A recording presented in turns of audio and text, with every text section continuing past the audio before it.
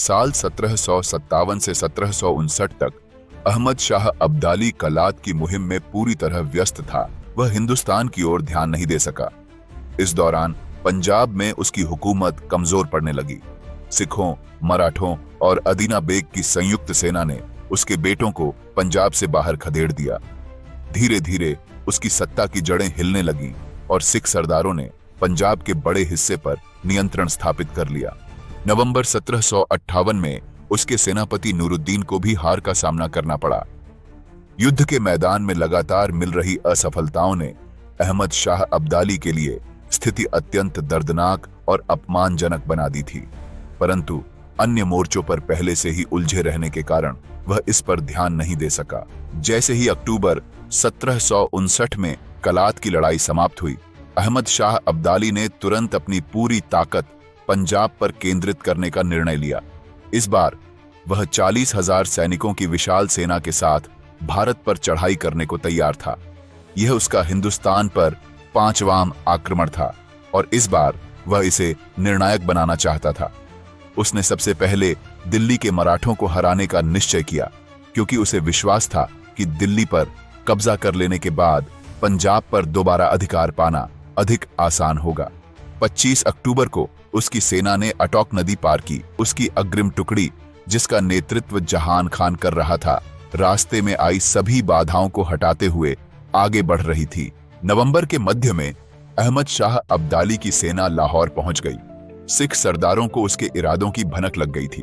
उस समय सरदार जस्सा सिंह अहलूवालिया और लहना सिंह अमृतसर के अकाल बुंगा में मौजूद थे। वहीं पर यह निर्णय लिया गया कि अब अहमद शाह अब्दाली को खुली चुनौती दी जाएगी। उस रात सिख सेना पूरी सावधानी और गुप्त रणनीति के साथ लाहौर की ओर रवाना हुई। शहर के पूर्वी हिस्से में स्थित शालीमार बाग के पास पहुंचते ही उन्होंने अचानक अब्दाली सेना पर आक्रमण कर दिया। अचानक हुए इस हमले ने दुश्मन खेमे में अफरा तफरी मचा दी। तलवारों की टकराहट, घोड़ों की दौड़, सैनिकों की चीख पुकार और युद्ध का शोर पूरे मैदान में गूंज उठा। सिखों की इस अप्रत्याशित कार्यवाही ने युद्ध की दिशा ही बदल दी थी। अब्दाली सैनिक घबराकर भागने लगे। सिख योद्धाओं ने बिना रुके उनका पीछा किया और उन्हें भगवापुरा और बेगमपुरा तक खदेड़ दिया। इस युद्ध में सिखों ने अब्दाली सेना के कई घोड़े, खच्चर और अन्य आवश्यक सामान अपने कब्जे में ले लिए। जैसे ही अहमद शाह अब्दाली को इस हमले की खबर मिली, वह आग बबूला हो गया। उसने तुरंत अपने सेनापति जहान खान को एक बड़ी सेना के साथ लाहौर रवाना किया, लेकिन सिख सरदार पहले से पूरी तरह तैयार थे। अब्दाली सेना के लाहौर पहुंचते ही सिखों ने एक सटीक युद्ध रणनीति अपनाई। सरदार जस्सा सिंह और जय सिंह ने अब्दाली सेना के दाहिने हिस्से पर जोरदार हमला किया। चरत सिंह, गुज्जर सिंह और लहना सिंह ने बाईं तरफ से धावा बोला। ये रणनीति इतनी प्रभावी थी कि अब्दाली सेना चारों ओर से घिर गई। अगर सेनापति जस्सा सिंह की ओर बढ़ते तो चरत सिंह की सेना उन पर हमला कर देती, और अगर वे चरत सिंह की ओर बढ़ते तो जस्सा सिंह की फौज उनका रास्ता रोक लेती। युद्ध पूरे दिन चलता रहा। शाम होते होते अब्दाली सेना को भारी नुकसान उठाना पड़ा। इस लड़ाई में लगभग 2000 अब्दाली सैनिक मारे गए। उनका सेनापति जहान खान भी बुरी तरह घायल हो गया। रात होते ही दोनों सेनाएं युद्ध भूमि से पीछे हट गईं, लेकिन खालसा फौज पूरी तरह सतर्क थी।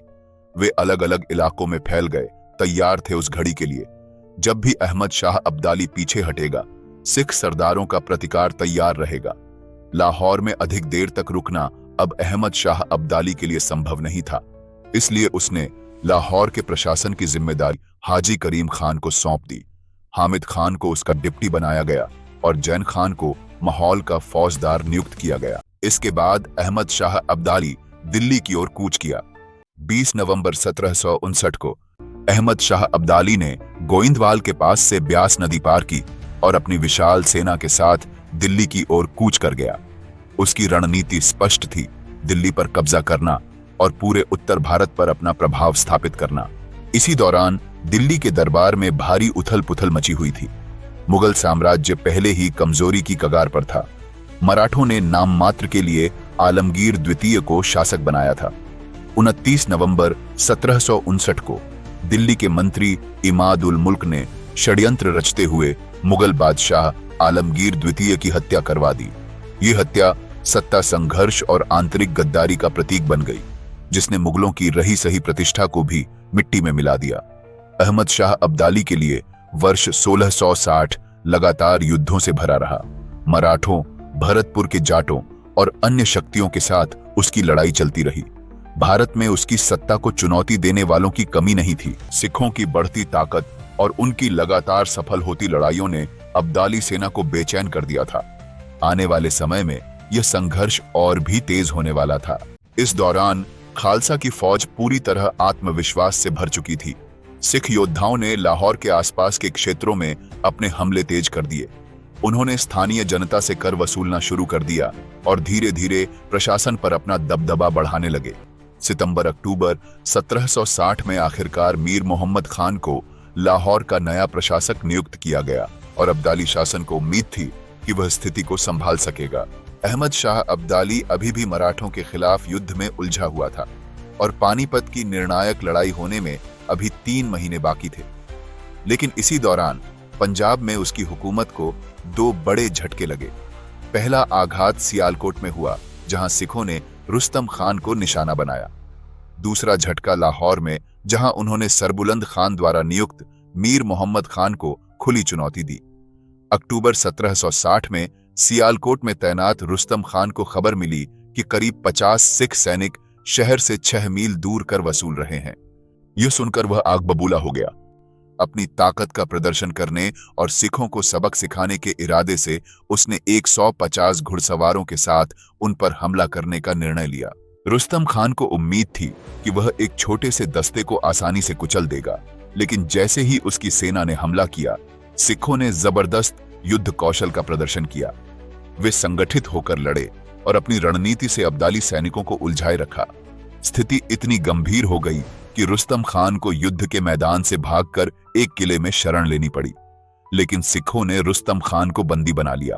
अपनी रिहाई के लिए रुस्तम खान को 20,000 जुर्माना चुकाना पड़ा। 7 नवंबर 1760 को अमृतसर में सिखों का एक विशाल महासम्मेलन हुआ। इस महासभा में जस्सा सिंह अहलूवालिया, चरत सिंह, जस्सा सिंह रामगढ़िया, लहना सिंह सहित कई अन्य वीर योद्धा मौजूद थे। इस महासभा में सिख सरदारों ने एक ऐतिहासिक और साहसिक निर्णय लिया। अहमद शाह अब्दाली के लौटने से पहले लाहौर पर एक भीषण आक्रमण किया जाएगा। इसके तुरंत बाद खालसा सेना ने सरदार जस्सा सिंह के नेतृत्व में लाहौर पर आक्रमण कर दिया। सिख सैनिक पूरी गति और सटीक रणनीति के साथ शहर के बाहरी इलाकों पर कब्जा जमाने लगे। यह हमला न केवल तेज था, बल्कि पूरी तरह योजनाबद्ध भी था। लाहौर पर इस अचानक हुए हमले से प्रशासन में अफरा तफरी मच गई। मीर मोहम्मद खान, जो शहर का नाजिम था, हमले की खबर मिलते ही घबराया और तुरंत लाहौर के सभी दरवाजे बंद करने का हुक्म दे दिया। अब शहर पूरी तरह से घेरे में आ चुका था। 11 दिनों तक यह घेराबंदी जारी रही। लाहौर के नागरिक इस हालात से परेशान थे, लेकिन सिख सेना का उद्देश्य स्पष्ट था। उन्हें किसी भी आम जनता को नुकसान नहीं पहुंचाना था। उनका असली मकसद केवल मुगल प्रशासन को कमजोर करना और उसे पूरी तरह से बेबस कर देना था। स्थिति बिगड़ती जा रही थी और लाहौर प्रशासन के पास अब कोई रास्ता नहीं बचा था। अपने उद्देश्य को सफलतापूर्वक प्राप्त करने के बाद सिख सेनाएं अमृतसर लौट गईं। 1761 की शुरुआत में अहमद शाह अब्दाली ने पानीपत में मराठों को पराजित कर दिया था। अफगानों की संयुक्त सेना मराठों की तुलना में कहीं अधिक बड़ी थी। कोई भी अन्य हिंदू राजा अब्दाली से लड़ने के लिए मराठों के साथ नहीं आया। अब्दाली के सहयोगी जैसे नजीब, शुजा और रोहिल्ले उत्तर भारत के भूगोल और परिस्थितियों से भली भांति परिचित थे। ये सब कारण मराठाओं की हार की वजह बनी, लेकिन दिल्ली पर उसकी पकड़ स्थायी नहीं थी। जल्द ही वह दिल्ली से लौटने के लिए मजबूर हो गया। अफगान, मुगल, रोहिल्ला और अवध की सेनाएं मराठा सेना की हार के बाद मराठाओं को निर्दयता से काटने लगे और लूटपाट और कत्लेआम में व्यस्त हो गईं। अफगान सरदारों को, जिन्होंने इस भयंकर युद्ध में अपने परिजनों को खो दिया था, अगले दिन भी मराठों के संहार की छूट दी गई। पानीपत और उसके आसपास के इलाकों में मराठा सैनिकों और उनके परिवारों का निर्मम वध किया गया। अफगानों ने अपनी जीत के प्रतीक स्वरूप अपने कैंपों के बाहर कटी हुई सिरों के विशाल ढेर जमा कर दिए। यह दृश्य भयावह था, जिसमें हर ओर रक्त और विनाश का माहौल पसरा हुआ था। लगभग 40,000 मराठा कैदियों को निर्दयता से मार दिया गया। सोनीपत के पास कुतुब शाह के बेटे ने 4,000 भागते हुए मराठा सैनिकों को मार डाला। बहादुरगढ़ के पास अब्दुस समद खान के बेटे ने 5,000 मराठा सैनिकों की हत्या कर अपने पिता की मौत का बदला लिया।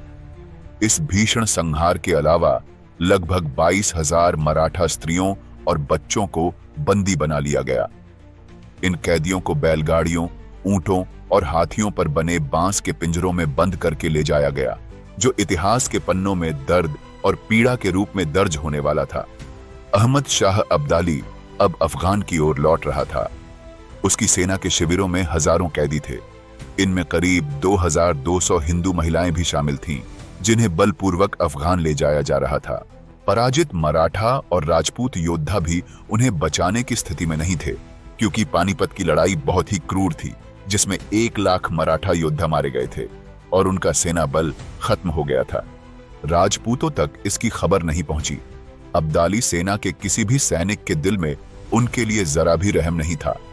इन स्त्रियों के परिवारजन उनकी रिहाई के लिए गिड़गिड़ाते रहे, मगर कोई सुनवाई नहीं।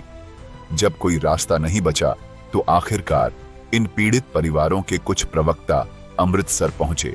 वे टूटे हुए थे, मगर उनके भीतर अब भी एक आखिरी उम्मीद थी। उन्होंने न्याय की पुकार जस्सा सिंह अहलुवालिया से लगाई। उनकी आवाज सुनकर वहां मौजूद हर सिख सरदार का हृदय जल उठा। जैसे ही उन पीड़ितों की दुख भरी कहानी सामने आई, सरदार जस्सा सिंह अहलुवालिया का खून खोल उठा। उनके मन में गुरुओं की शिक्षा गूंज उठी। जहां भी अन्याय हो, जहां भी किसी बेबस पर अत्याचार हो, वहां खालसा तलवार लेकर खड़ा होगा। उन्होंने बिना एक पल की देरी किए अपनी तलवार खींच ली। सरदार जस्सा सिंह अहलुवालिया ने अपने चुने हुए शूरवीर योद्धाओं को एकत्र किया। खालसा सेना पूरी तैयारी के साथ आगे बढ़ी। घोड़ों की गति तेज हुई और वे पूरी शक्ति के साथ गोइंदवाल की ओर कूच कर गए। वहां अब्दाली सेना कैद महिलाओं को नदी पार कराने में लगी थी।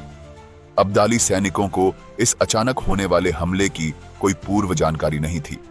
वे स्थिति को समझ पाते इससे पहले ही खालसा सेना तूफान की तरह उन पर टूट पड़ी।